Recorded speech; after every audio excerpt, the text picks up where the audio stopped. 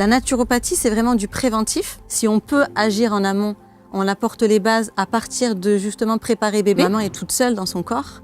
Et donc là, le corps fait un travail incroyable. C'est énergivore pour le corps d'une femme. Tous ces manques-là peuvent faire en sorte que tout simplement le sperme ne soit pas assez actif, performant, pour permettre aussi justement une fertilité. Moi, ça m'est arrivé justement qu'une cliente, on lui dise « vous ne pourrez pas avoir d'enfant ». Et 15 jours après, elle a été enceinte. Ça peut être frustrant de se dire « est-ce qu'un jour j'aurai la chance d'être maman ?» Ça me peine quand certaines clientes me disent « j'essaye depuis des années, je n'y arrive pas ». Merci d'accueillir donc Alem qui est installé sur les canapés, qui vient de la Ville Rose, comme on dit, de Toulouse. Bonjour Alem. Bonjour Marc. Merci infiniment d'être là. Merci pour votre expertise également, votre parcours de vie et puis le fait de vous raconter. Est-ce que c'est un exercice facile ? Ça va. J'ai animé aussi des conférences, donc bon, ouais. Je pense que ça va aller. La prise de parole en public, le fait oui. de se raconter et en tout cas de parler parfois de choses très intimes dans votre parcours de vie, parce que oui.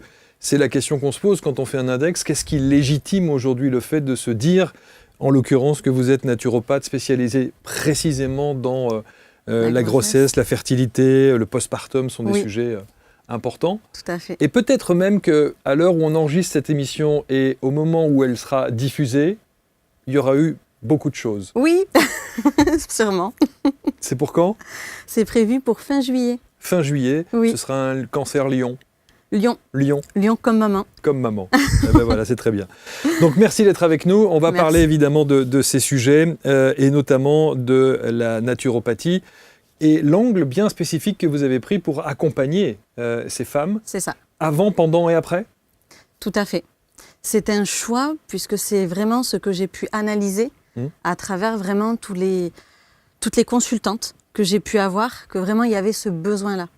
Besoin-là vraiment de savoir comment faire pour avoir un enfant. Beaucoup essayent pendant des années, font même des parcours PMA, des FIV, et malgré ça, n'y arrivent pas. Et on sait combien c'est difficile, combien c'est compliqué. Et ça peut être frustrant. C'est frustrant aussi. Ouais. Ça peut être frustrant de se dire est-ce qu'un jour j'aurai la chance d'être maman ?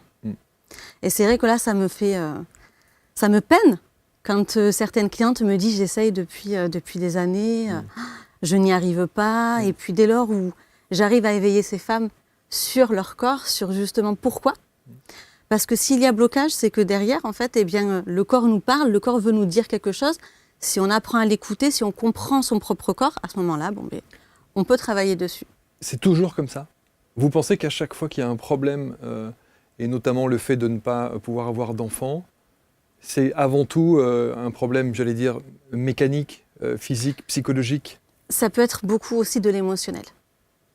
Il peut y avoir eu un choc. Donc vraiment, je ne peux pas dire que ça va être qu'une seule voie, puisque ça va être personnalisé en fonction de la personne, en fonction vraiment donc, de son cas de figure. Si vraiment c'est plus un blocage émotionnel, si c'est plus inflammatoire, il va y avoir beaucoup donc de paramètres. Et à partir de là, bien sûr, on peut voir. Si derrière, il n'y a pas de souci d'infertilité qui a été diagnostiqué, c'est que quelque part, on peut creuser et travailler sur ça et puis accompagner la femme et le couple.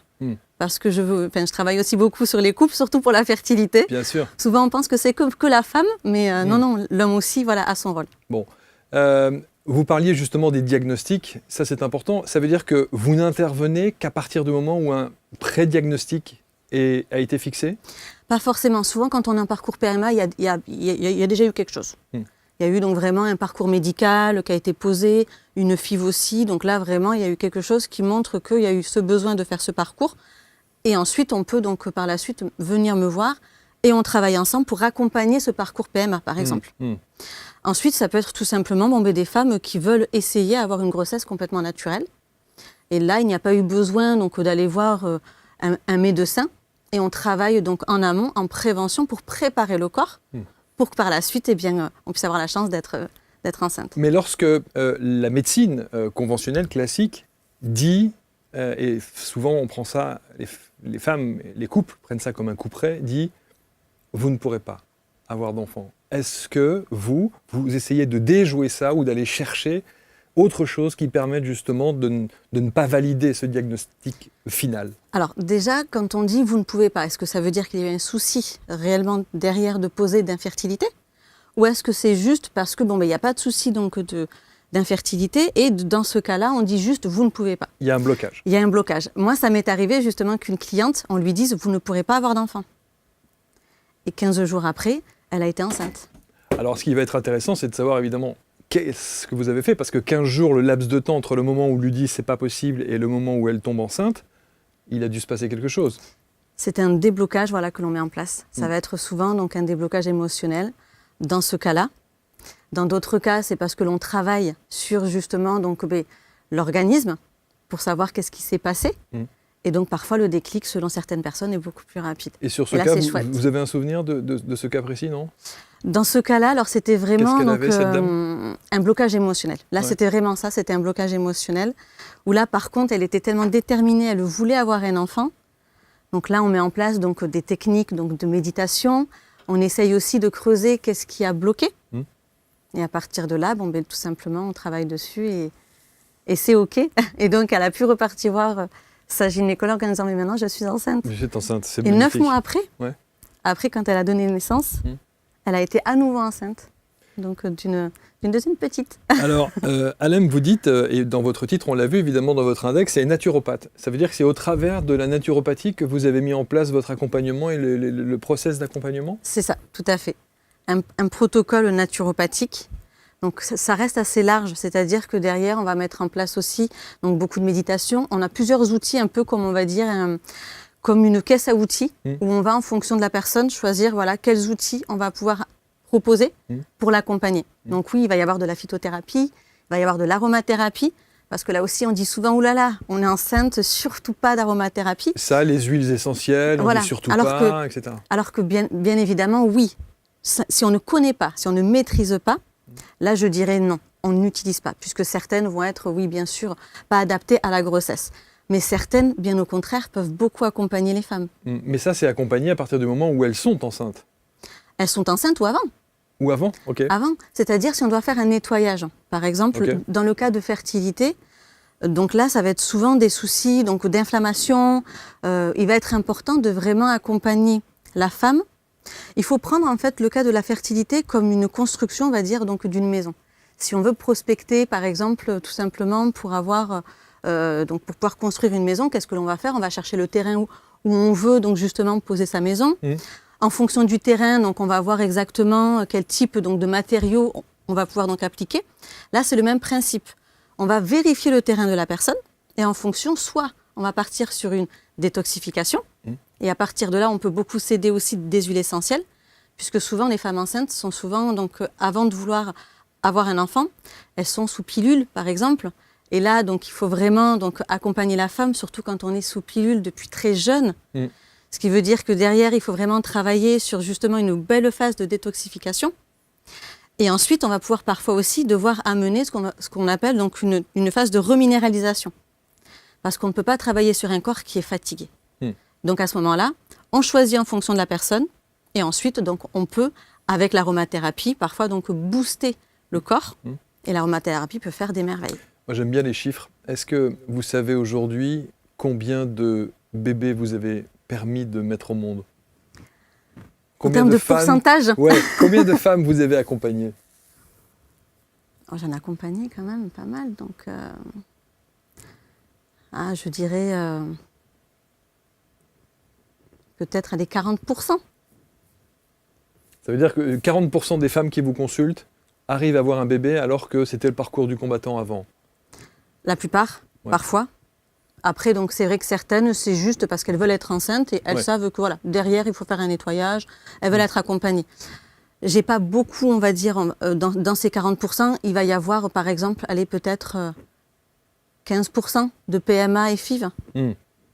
Parce que sur ces parcours-là, on n'a pas conscience que c'est important d'accompagner son corps, de le nettoyer. C'est ça, de le préparer. C'est ça. Souvent, on se dit, génial, je vais faire un parcours PMA, je vais ressortir de là, je vais avoir des jumeaux ou je vais avoir des triplés. Et souvent, on est assez déçus parce qu'un parcours PMA ne veut pas dire forcément qu'on va y arriver. Une FIV aussi. Donc là, c'est surtout une prise de conscience en amont de se dire, OK, si ça n'a pas fonctionné, qu'est-ce que je peux faire? Et le parcours PMA peut prendre du temps. Parfois, ça met bien 1 an.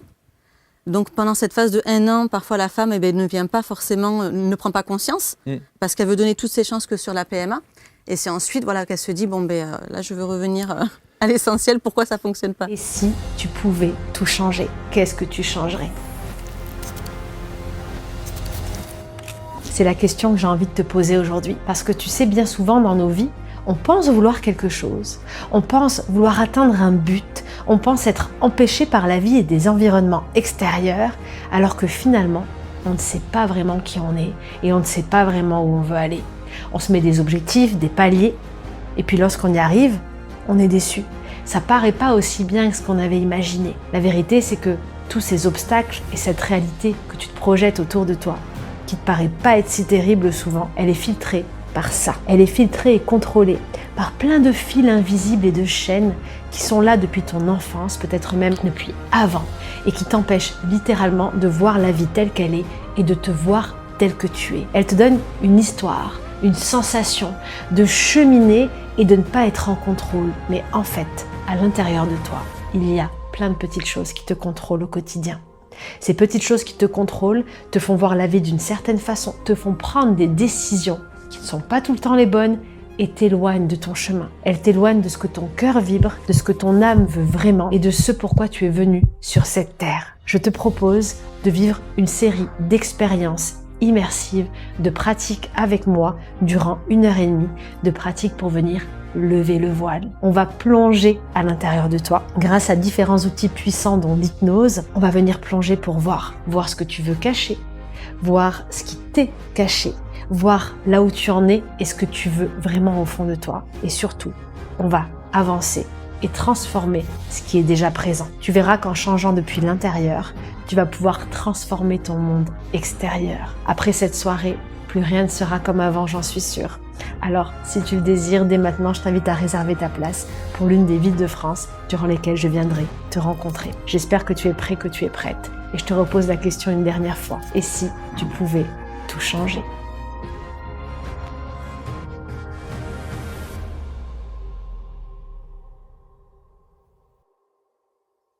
Les hommes, Oui, dans les couples, lorsqu'il y a un homme, oui.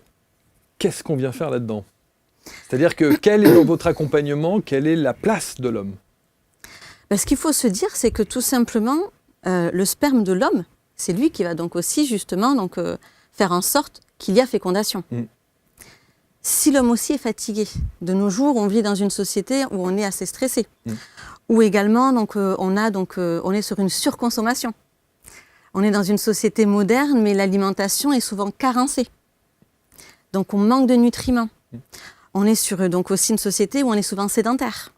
Donc de ce fait, tous ces manques-là peuvent faire en sorte que tout simplement le sperme ne soit pas assez actif, performant, pour permettre aussi justement une fertilité. Donc il faut préparer son corps, il doit préparer aussi son corps. Exactement, exactement. Donc là c'est le même principe, on va regarder, parfois je demande s'ils ont fait un spermogramme, là c'est parfait, comme ça on peut savoir ce qui a été donc justement dit à l'homme par la suite.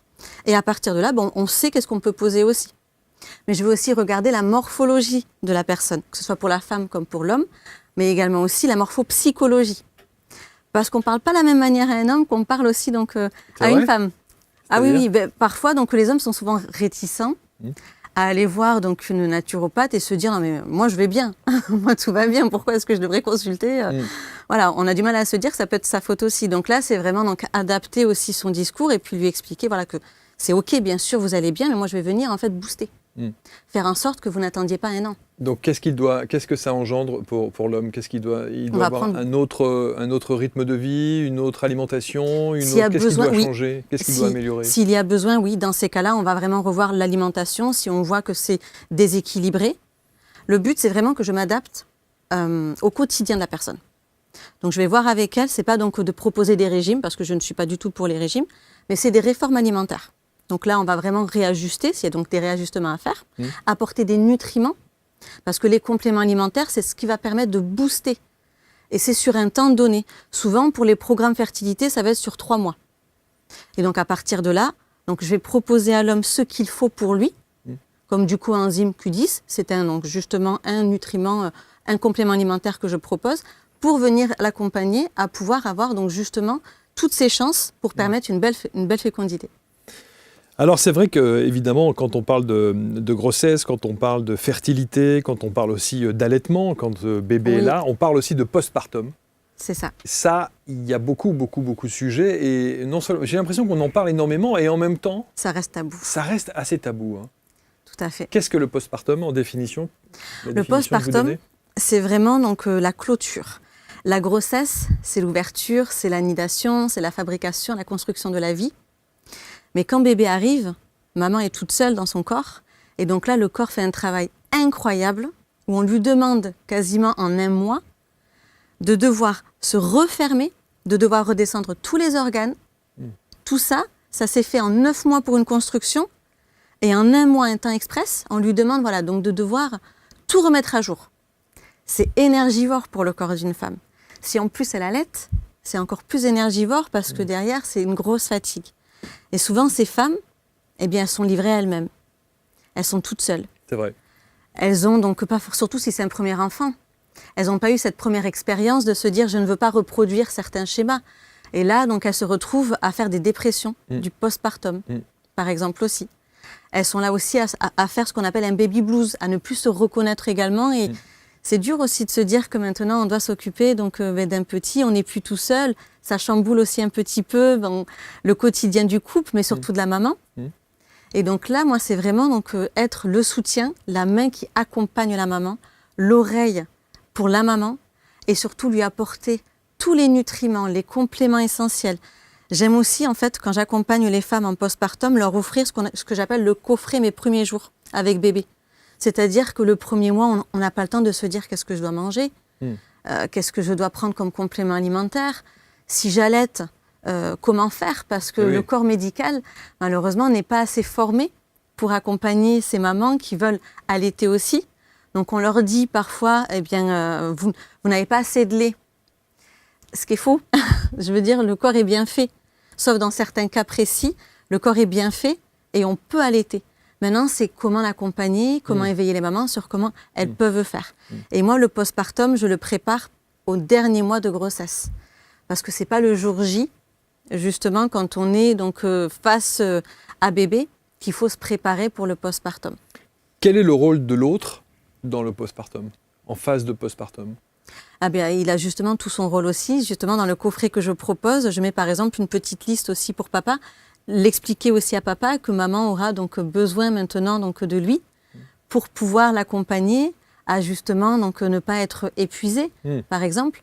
Comment faire? Et au 9e mois, j'aime bien aussi voilà que le papa soit présent au 8e, 9e mois pour qu'on puisse en discuter. Et peut-être que papa aussi a des questions parce qu'il aimerait aider, mais il ne sait juste pas comment. Donc là, c'est vraiment un échange et puis selon donc, le couple, voir qu'est-ce qu'on peut mettre en place. Comment se fait-il, comment est-ce que vous pourriez expliquer le fait que des femmes subissent le postpartum alors que d'autres, ça passe comme une lettre à la poste, elles n'ont pas ce ressenti-là, cette phase de dépression? Ça va dépendre, encore une fois, donc, du corps de la personne. Si aussi, tout simplement, elle a donc conscience en amont de qu'est-ce que va être le postpartum aussi. Est-ce qu'elle a aussi parfois donc, un soutien de l'entourage et du mari? Moi, je sais que j'en ai certaines qui me disent « Non, mais même mon mari ne m'a pas beaucoup aidée parce qu'il ne savait pas non plus. J'étais toute seule. » Et d'autres me disent « J'ai un mari adorable, voilà, qui me demandait juste « Est-ce que ça va ?»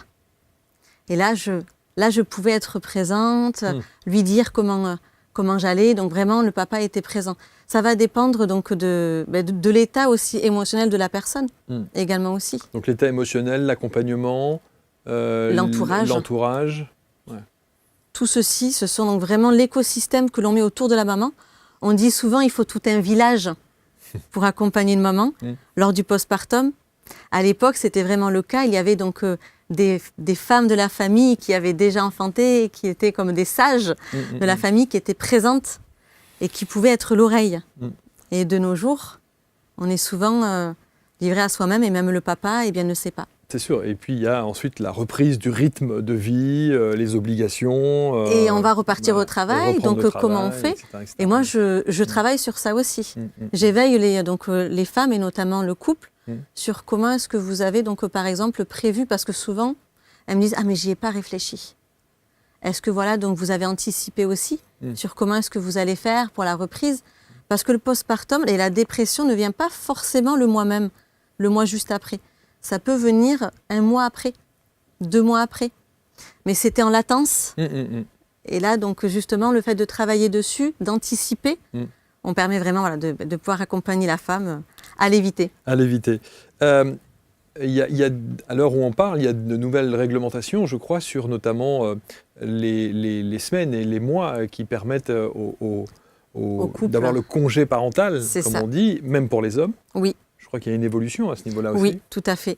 Qui, si je ne dis pas de bêtises en mémoire, qui va rentrer en vigueur. Oui, c'est ça. Qui va rentrer en vigueur là, donc, prochainement. C'est vrai que ça reste un plus, parce que donc, dans ces cas-là, là, souvent, on n'a que 3 mois. 3 mois, et ensuite, le bébé n'a que 3 mois. Il est encore tout petit. Et donc, il doit laisser maman. Et maman, donc, c'est un peu un crève-cœur de se dire, mince, maintenant, il faut que je laisse mon enfant. Et là, ce qui est chouette, voilà, c'est qu'on peut donc, pouvoir avoir papa pour nous aider. Dans vos process, on a bien vu, dans votre caisse à outils, il y a la réflexologie aussi? Oui. Alors, il y a la réflexologie plantaire, la réflexologie endonasale, c'est via les zones réflexes du nez, et la réflexologie auriculaire. Et ça, on peut les utiliser aussi lors de blocages, par exemple, pour la fertilité. Donc, quand, justement, j'ai des consultations physiques, on peut travailler sur ça. Mais je donne aussi des clés pour faire ce qu'on appelle donc de l'auto-massage au niveau des pieds, au niveau aussi donc des oreilles, pour que la personne puisse elle aussi par elle-même faire ce qu'il faut, et au niveau des mains également. Est-ce que vous travaillez aussi avec des obstétriciens, avec des gynécologues, avec des pédiatres? Ça vous arrive, non, de collaborer? Parce que, évidemment, on ne se substitue pas à un avis médical, et un suivi médical, c'est absolument essentiel. En revanche, ça peut être complémentaire. On peut avoir une approche supplémentaire avec ce que vous préconisez. C'est exactement ça. On est vraiment complémentaires. Donc oui, j'aimerais travailler avec des gynécologues.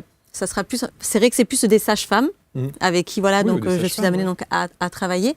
Mais beaucoup aussi consultent des gynécologues. Et là, voilà, ce serait vraiment l'idéal pour moi. Mais avec des sages-femmes, oui. Et là, c'est vrai que le dialogue, donc voilà, passe aisément. Donc je dis souvent aux consultantes, dites-leur que vous êtes suivi aussi par une praticienne naturopathe. S'il y a donc besoin, on peut tout à fait échanger, donner mes coordonnées, on peut tout à fait échanger. Voilà. Et travailler en synergie, c'est même, je dirais, le bon combo pour une belle grossesse sereine. Est-ce que la naturopathie avec la première petite fille que vous avez était déjà dans votre vie ou pas? Ah oui. Ah oui. D'ailleurs, avant même d'être enceinte, donc, j'ai commencé à travailler donc, avec des mamans. Et dès lors où j'ai eu cette chance d'être enceinte, je me suis appliquée donc, à moi-même la naturopathie. Et puis là, j'ai été, je dirais, encore plus que la naturopathe, j'ai été ma propre consultante. Et c'est magnifique. Bon. On se pose toujours la question de savoir, depuis qu'on échange là, depuis quelques minutes, je me pose toujours cette question de ce qui vous fascine tant dans ces bébés-là. À chaque fois que vous prononcez le mot bébé, vous avez tout de suite un sourire qui rayonne comme ça sur votre visage. Pourquoi est-ce que vous avez presque cette espèce de fascination pour la maternité, pour l'accompagnement de ces femmes et pour les bébés? Parce qu'on parle souvent donc, des maladies. On dit oui, voilà, donc par exemple, quand un enfant est né, il est malade. Il est malade, donc il va porter des lunettes très tôt, donc des pathologies très lourdes. Mais ce qu'il faut voir, c'est que la construction de la santé, du bien-être d'un enfant ne commence pas quand il est né. Ça se prépare en amont. Donc moi, ce que j'aime faire, c'est que avant même que bébé soit né, c'est éveiller sur justement pourquoi est-ce qu'on met en place, oui, c'est bien pour les parents, pour le couple, mais c'est poser les fondations solides pour faire en sorte que par la suite, on a un enfant en excellente santé. Est-ce que ça se prépare même avant la conception? Ah, complètement. Avant la conception. C'est pour ça que d'ailleurs, quand j'ai été enceinte de ma première, donc mon mari qui est là, donc se posait des questions parce que je lui donnais des petits compléments alimentaires. Il me disait non mais qu'est-ce que tu fais? Enfin, mon mari a eu donc une première vie avec un premier mariage. Donc il a eu 3 premières filles. Il me dit non mais moi j'ai déjà eu 3 filles. J'ai jamais fait ça, quoi. Mais qu'est-ce que tu fais, quoi? Enfin, donc là, moi, je lui montre justement, voilà, je l'éveille lui en disant, écoute, tu sais, il faut qu'on se prépare. Parce que justement, ce que nous, on a, donc nos prédispositions, on va les transmettre à bébé. Bien sûr. Si on a un corps fatigué, si on est souvent enrhumé, si on a des soucis donc de problèmes intestinaux ou autres, c'est ce qu'on va transmettre à bébé aussi. Donc plus on donne toutes les chances, mieux c'est pour la suite pour bébé. Et pendant la grossesse également, il faut savoir que le corps est bien fait, hein, vraiment Marc, à chaque trimestre, il y a une évolution du corps de bébé. Ça commence par le premier trimestre avec le cerveau, les yeux. Bon, mais qu'est-ce qu'on peut faire pour faire en sorte qu'on ait un bébé super intelligent, qui puisse avoir une excellente vue? Qu'est-ce qu'on peut prendre comme complément? Qu'est-ce qu'il faut manger comme alimentation, par exemple aussi? Donc à chaque trimestre, je m'appliquais en prenant donc des compléments alimentaires, parce que la construction de bébé, c'est vraiment en amont. Vous lui avez quand même pas fait manger des brocolis tous les 15 tout. jours? De tout. Alors là, il me disait, non mais qu'est-ce que tu me fais? Mais à la fin, lui-même l'a vu, on a une fille qui parle anglais couramment depuis qu'elle est née. Elle voit des toutes petites bêtes très très loin où nous avons donc des lunettes et on se dit non mais qu'est-ce qu'elle voit? Et puis on s'est dit mince, en fait elle a vraiment une excellente vue. Elle va jouer au Rubik's Cube, elle a 4 ans et demi. Et je veux dire, je lui ai montré un tuto mais vraiment une fois. Et ça, vous êtes convaincu que c'est parce que vous avez, entre guillemets, préparé le terrain? J'en suis convaincue aussi parce que c'est une petite qui, depuis qu'elle a 4 ans et demi, elle n'a jamais été malade. Alors, un petit rhume une fois par an. Donc, elle a un système immunitaire qui est costaud, quoi. Exactement. Ouais. Donc là, c'est vraiment ce qui m'a, à moi, prouvé que oui, ce que je m'applique, ce que j'applique, a justement été... le résultat, c'est ma fille, quoi. Vous voulez développer un charisme magnétique qui attire naturellement les opportunités et transforme votre quotidien?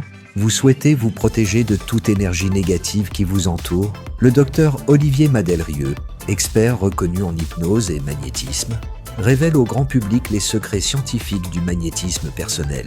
Dans ce webinaire exclusif et gratuit, découvrez comment maîtriser les 4 éléments du magnétisme, amplifier votre énergie vitale, créer une protection énergétique puissante et expérimenter en direct l'exercice de la boule de feu.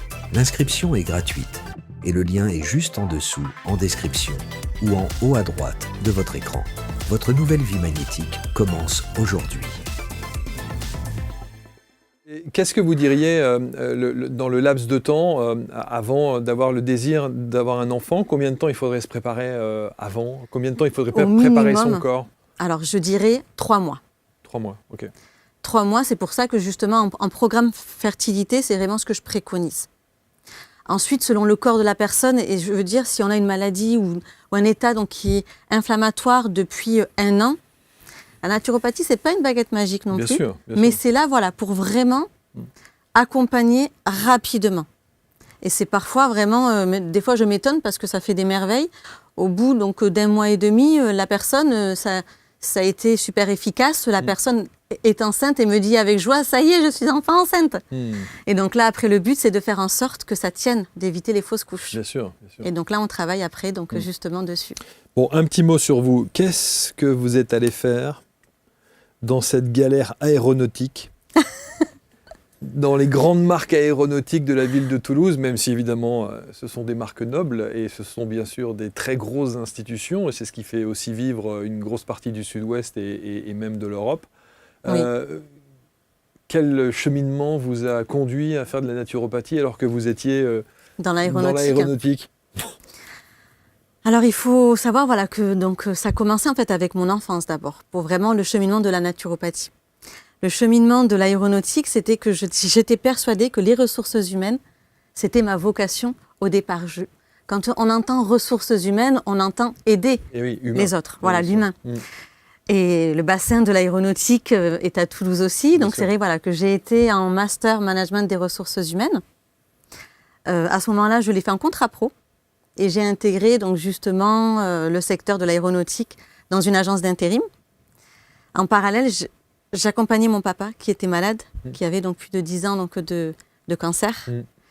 Donc 2 mondes complètement différents. Et j'étais persuadée que c'était ma voie, l'aéronautique. Sauf que comme mon papa est décédé, c'est là où je me suis dit, en fait, ce que j'aime, c'est vraiment accompagner. Accompagner comme vous avez pu le faire avec votre père. Ouais, exactement. Mais l'aéronautique, voilà, me passionnait dans tous les cas. Et je me suis dit, c'est sûrement ma voie. Mais... Donc vous avez fait les 2 en parallèle. Exactement. J'accompagnais à la fois mon papa dans sa maladie Et en parallèle, donc, j'étudie aussi l'aéronautique. Alors c'est passionnant de voir qu'effectivement vous êtes aujourd'hui convaincu, passionnant et clair que vous avez mis en place ce que vous préconisez à vous. C'est ça. Je veux dire déjà. Aujourd'hui encore. Là vous êtes à combien là? Là je suis à 6 mois de grossesse. 6 mois de grossesse, vous savez déjà si c'est un petit garçon ou une petite fille. Donc deuxième petite fille. Exactement. Vous êtes contente?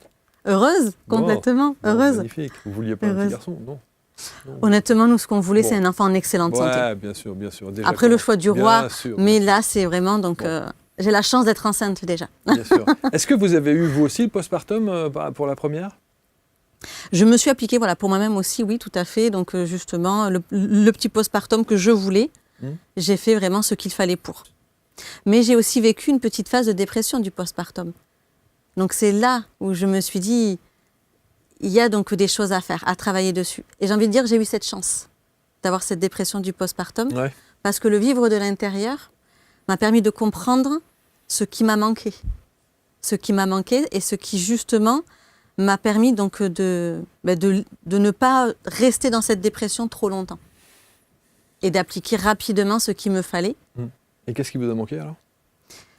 Je n'avais pas donc un gros soutien à part mon mari, à ce moment-là aussi. Et aussi, donc, je n'avais pas tous les compléments alimentaires que je voulais. Et c'est vrai que je me disais, bon, je vais pouvoir le faire, j'ai les épaules. Ouais, je suis forte pour ça. Je suis forte pour ça. Bien sûr. Sauf que, voilà, on reste humaine, même si on est dans justement la médecine douce ou autre, on reste humaine. Donc, il a fallu voilà, que je mette un mot et je disais à mon mari, non, là, j'ai l'impression de vraiment sombrer dans une dépression. Et ça m'a permis, hop, de pouvoir remonter au bout d'un mois quand même.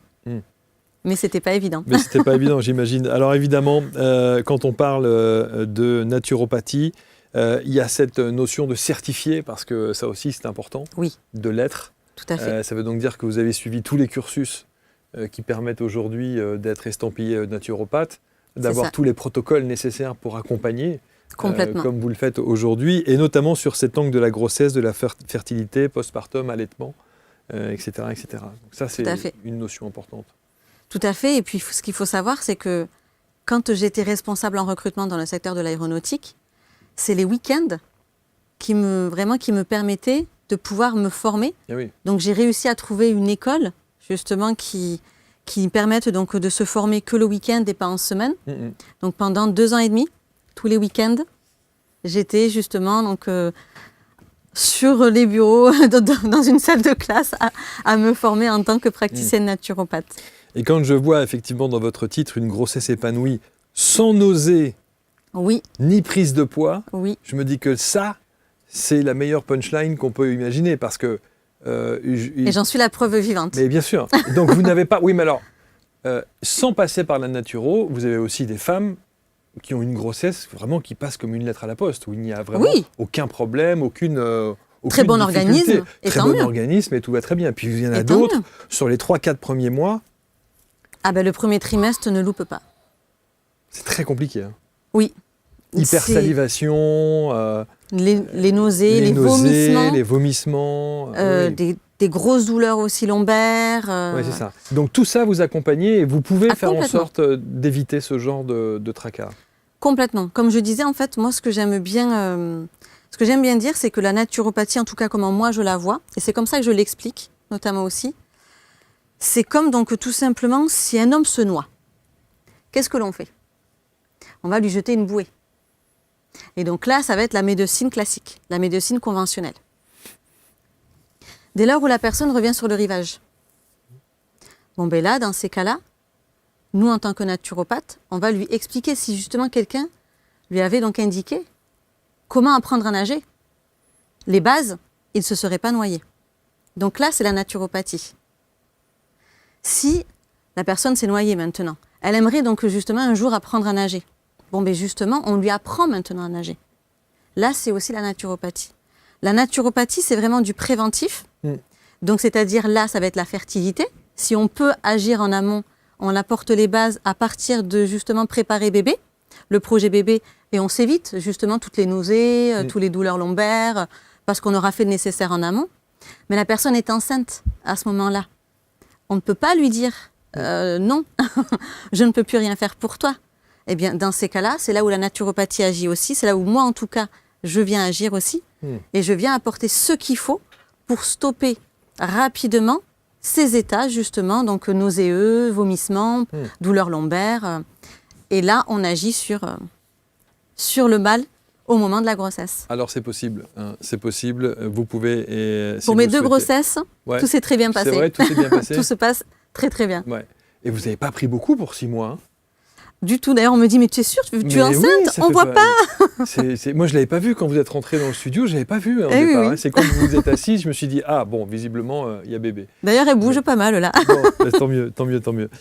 Qu'est-ce que vous aimeriez, Alem, qu'on retienne de vous, et de cet échange?